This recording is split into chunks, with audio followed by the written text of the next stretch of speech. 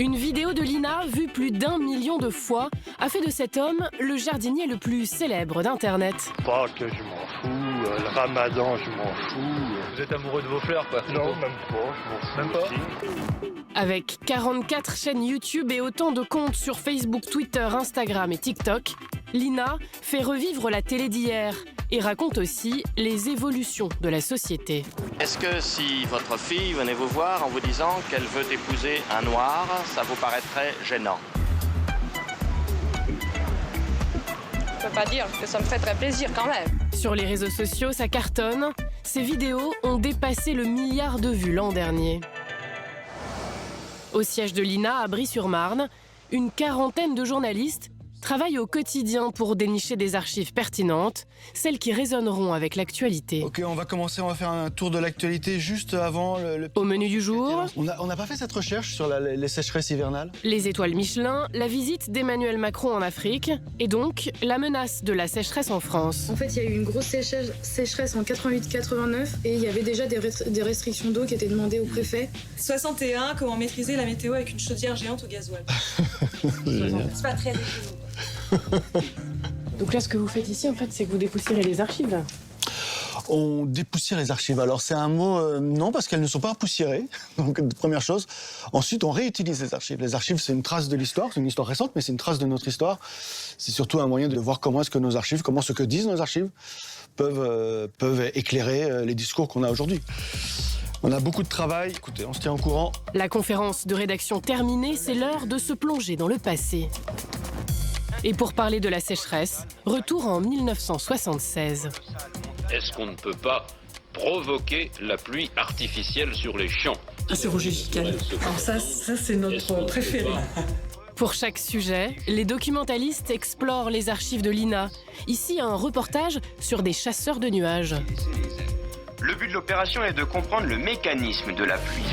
Voyage jusqu'en 1950 avec des expérimentations de l'armée pour déclencher la pluie. On part à la recherche effectivement de ce qu'on appelle maintenant des pépites, des petits trésors qu'on a. La découverte du fond, c'est sans fin. Je pense il y a un petit côté enquête aussi qui nous passionne tous.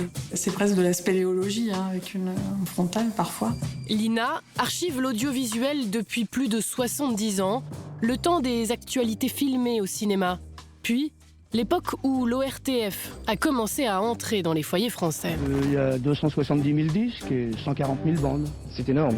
Je pense que c'est un chiffre qui doit laisser rêveur. Mais puisque vous me parlez chiffres, monsieur Gillot, moi aussi je vais vous parler chiffres. Et je vais vous dire que ces chiffres que vous me citez représentent un total de 90 000 heures. 60 ans plus tard, le chiffre paraît dérisoire. Aujourd'hui, on a près de 23 millions d'heures archivées et on ne les stocke pas de la même façon, du tout. En 20 ans, presque 100% des archives ont été numérisées. On est au cœur là, du data center de Lina où sont stockées toutes ces archives. Dans ce robot, on a toutes les données numériques et quand un documentaliste va demander à extraire cette donnée et à accéder à cette archive, on a le robot qui déclenche son bras, qui va chercher là où est stocké le programme, qui va le mettre à disposition du documentaliste. Et ça prend entre 2 et 5 minutes. Retour 3 étages plus haut pour la dernière étape. Clément Vaillant est journaliste pour les réseaux sociaux de Lina.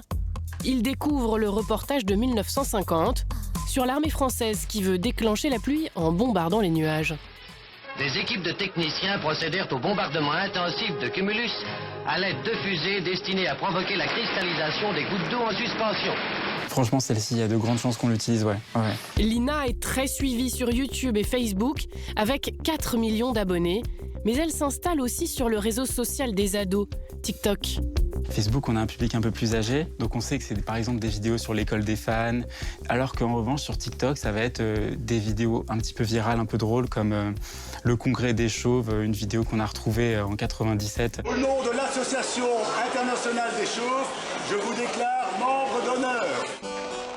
3,5 millions de vues pour cette vidéo loufoque, mais d'autres plus sérieuses plaisent aussi. 1,5 million de vues pour ce TikTok sur Simone Veil.